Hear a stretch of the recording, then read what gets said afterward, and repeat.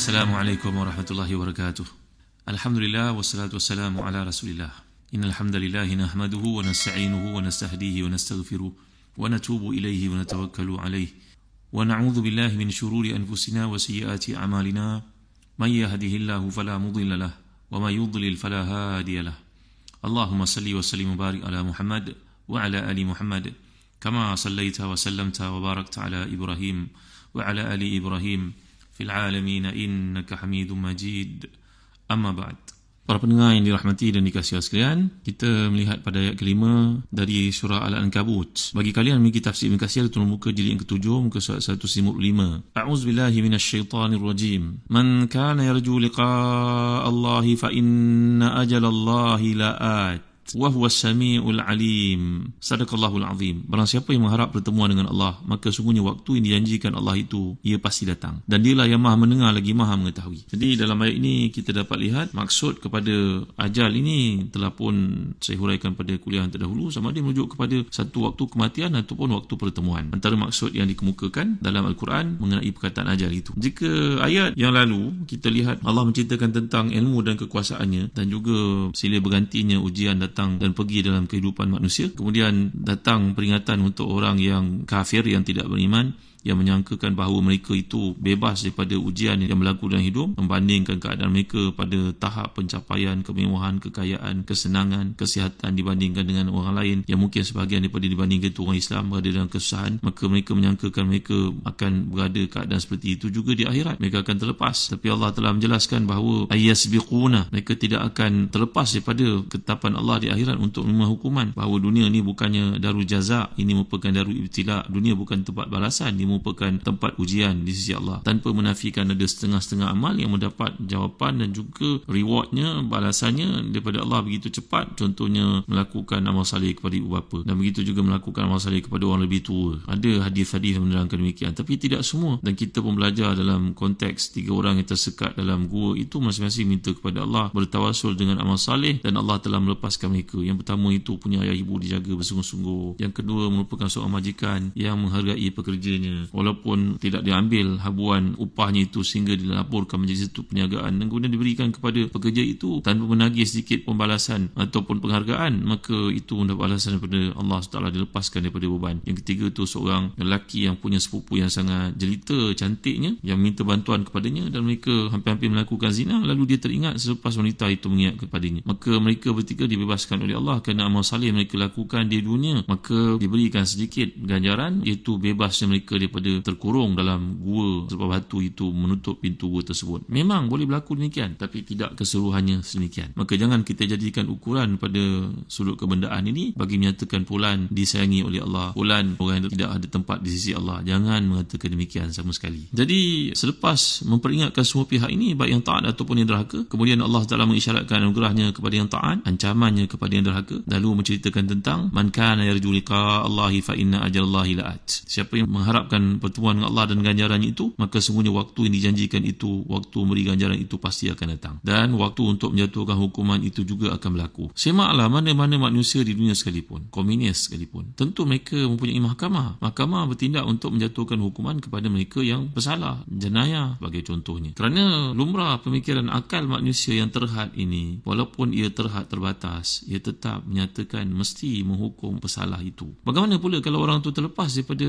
hukuman kerana liciknya je, pandainya menggunakan peguam yang paling bijak ke, dengan cara yang tertentu dia bebas ke, apakah dia akan lepas? Tidak. Fitrah manusia tetap mengatakan dia akan kena hukuman. Mana boleh lepas? Ingat, wa inna yawman inda rabbika ka'alfi sanatin mimma ta'udun. Satu hari di sisi Tuhanmu macam 1000 tahun yang kamu hitung. Bagi orang beriman melakukan amal saleh, beban di dunia, nanti dimasukkan ke dalam syurga di akhirat, walaupun di dunia hidup dengan penuh kesusahan, penderitaan, penyakit dan sebagainya, seperti orang Palestin itu. Masuk syurga nanti Allah bertanya kepada dia, apakah kamu pernah merasai kesusahan? Jawapannya, kalla ya Rabb, tak pernah wahai Tuhan, tak pernah. Padahal kat dunia susah payah dia hidup. Kenapa? Kerana sekelumit nikmat yang dirasai oleh ahli syurga mampu melupakan dia kepada semua kesukaran yang dialami di alam dunia walaupun puluhan tahun. Sebaliknya, ahli maksiat yang bergelumang dengan maksiat itu di dunia puluhan tahun, mengambil daripada sumber yang haram, zalim, menganiaya, mengambil kesempatan terhadap manusia dan sebagainya, kesenangan puluhan tahun yang dinikmati itu akan luput, cair sewaktu dia dicelupkan dalam neraka walaupun sesaat. Sesaat cuma dekat akhirat itu itu bakal memadamkan semua kenikmatan yang dia pernah kecapi ketika kat dunia tau. Nanti tanya kepada Polan, kau sekarang dalam neraka, baru sekejap masuk Polan, kau pernah senang tak? Dia tak pernah, ya Allah. Sesaat dia dicelup neraka itu melupakan dia akan semua kebahagiaan yang pernah dia ambil dari sumber yang haram ketika di dunia dahulu. Maka itu sebab dikatakan oleh Syekh Ali Tantawi, seorang ahli sejarawan, seorang pentafsir yang terkemuka dari bumi Syam, bahawa melakukan ketaatan ini susahnya sesaat, gembiranya berabad. Faham kan? Melakukan maksiat tu gembiranya sesaat, susahnya berabad. Kerana dunia ni banding akhirat sesaat saja tuan-tuan. Maka janganlah kita jadi orang yang jahil, orang yang tidak menggunakan akalnya sehingga sanggup melakukan apa sahaja demi untuk mencapai kesenangan yang sifatnya terbatas dan juga sangat fana ini. Esok lusa kita sudah pun mati, bakal membayar nilai yang sangat besar terhadap dosa yang kita buat itu. Silap-silap beban dosa orang pula dipikul ke atas kita. Jadilah muflis akhirat. Maka ambil peluang untuk berfikir perkara-perkara sedemikian bila kita baca surah seperti Al-Ankabut ini. Jadi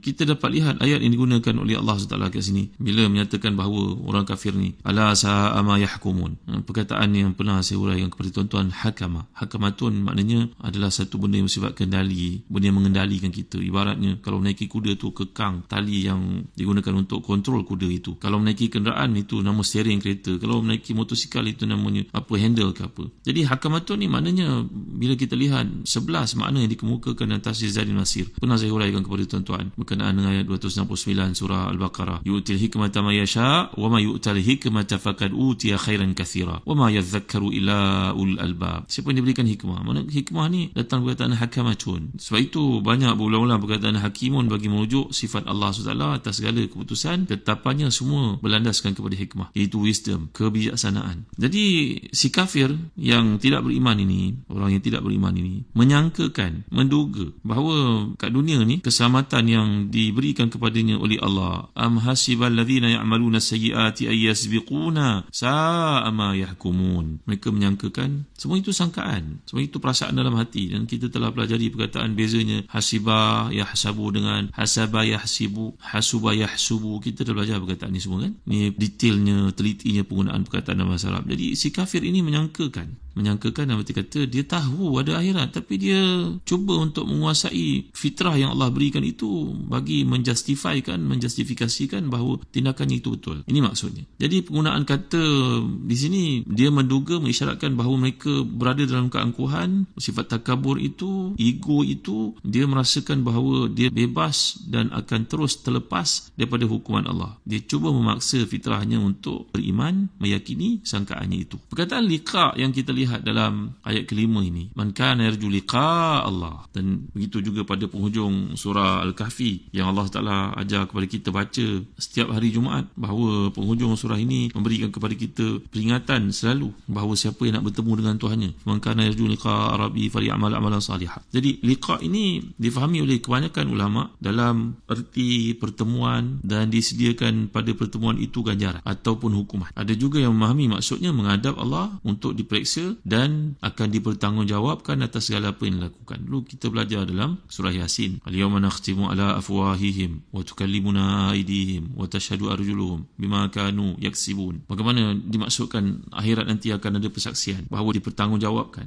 Jadi mana pun makna yang kita pilih, itu semua tidak terkeluar daripada peristiwa yang akan dialami oleh manusia selepas kematiannya. Ajal yang telah saya huraikan sebelum ini, dia merujuk kepada satu batas waktu. Batas waktu keberadaan kita kat dunia ni umpama kontrak lah. Lahir ke dunia buat kali pertama, kita menyedut oksigen yang Allah Ta'ala jadikan, dan hari terakhir kita di muka dunia kita akan hembus oksigen itu. Jadi adil lah, apa yang kita ambil tu kita pulang balik semula, bukan? Jadi ini batas kontrak yang ditetapkan oleh Allah. Maka ajal itu telah ditetapkan olehnya. Bila rezeki pun yang ditetapkan telah tamat, maka habislah kontrak. Maka ajal dalam hal ini boleh kita fahami sama ada merujuk kepada kiamat sughra ataupun kiamat kubra. Kiamat sughra berarti kematian seseorang, kiamat kubra berarti hari kiamat yang berlaku, manusia semua dihimpunkan untuk dipertanggungjawabkan atas segala amalan mereka lakukan. Jadi masa berakhirnya siksaan kaum musyrikin terhadap kaum mukminin ini dengan datangnya kemenangan Islam. Jadi kalau kita lihat dalam ayat yang berikutnya, bila Allah Taala menyatakan a'udzubillahi minasyaitonirrajim wa man jahada fa innama yujahidu li nafsihi innallaha la ghaniyyun 'anil 'alamin. Siapa yang berjihad maka sungguhnya jihadnya itu adalah untuk dirinya sendiri. Sungguhnya Allah Taala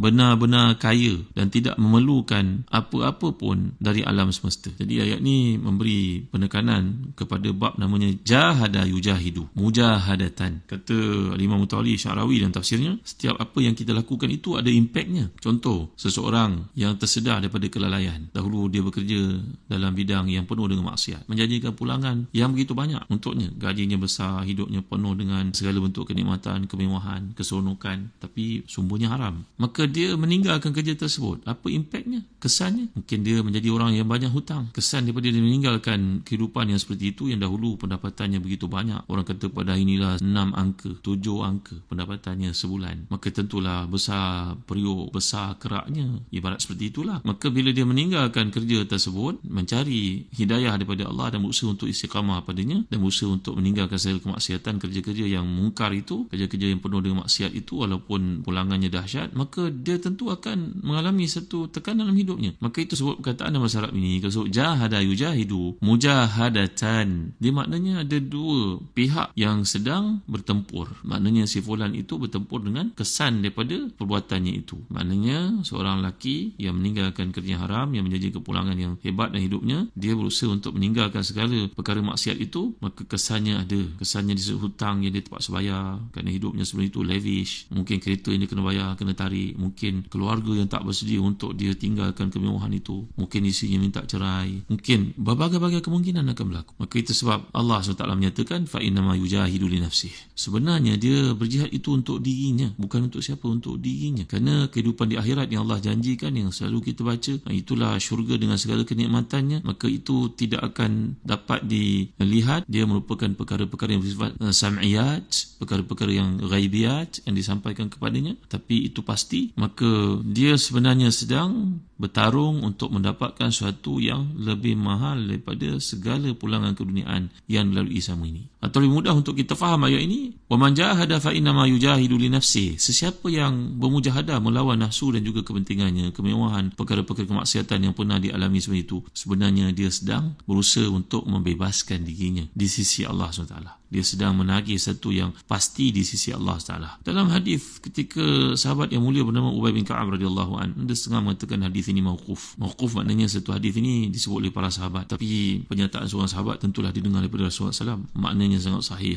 iaitu Sayyidina Ubay bin Ka'ab berkata, innaka lan tada'a syai'an lillah illa baddalakallahu bima huwa khairun laka minhu. Engkau tidak akan meninggalkan satu perkara kerana Allah, melainkan Allah pasti akan menggantikan untukmu satu yang lebih baik daripadanya. Satu kisah untuk renungan kita bersama tuan-tuan yang mulia sekalian. Seorang ulama yang terkemuka pada kurun ke-5 Hijrah bernama Ibn Aqil. Ibn Aqil ni seorang ulama besar yang menulis kitab namanya Al-Funun, 80 jilid tuan-tuan yang mulia sekalian. 800 jilid. Ya Allah, banyaknya. Malangnya sayang kitab itu tak sampai kepada kita. Kitab Al-Funun namanya. Ada kalangan para ulama yang menjual buku-bukunya untuk membeli buku tersebut. Nak cerita hebatnya Ibn Aqil ini. Ibn Aqil Al-Hambali ni seorang ulama besar dalam mazhab Hambali. Ketika beliau melaksanakan ibadah haji dalam keadaan lapar dan juga hidupnya serba sederhana, tak punya wang, tiba-tiba dia terjumpa satu, apa yang kita nak sebut je, kalung yang sangat mahal. Melihat kepada bentuknya pun maka dah tahu ini nilainya sangat mahal. Maka dia pun mengambil itu dengan atas niat untuk mengembalikan kepada pemiliknya kalau dia bertanya, kalau orang itu mencari. Kalau dia tidak ambil, takut nanti dia ambil orang lain yang tidak amanah. Maka dia pun pegang. Tak lama selepas itu tiba-tiba seorang lelaki tua bertongkat datang mencari kalungnya yang hilang, menyebutkan sifatnya demikian.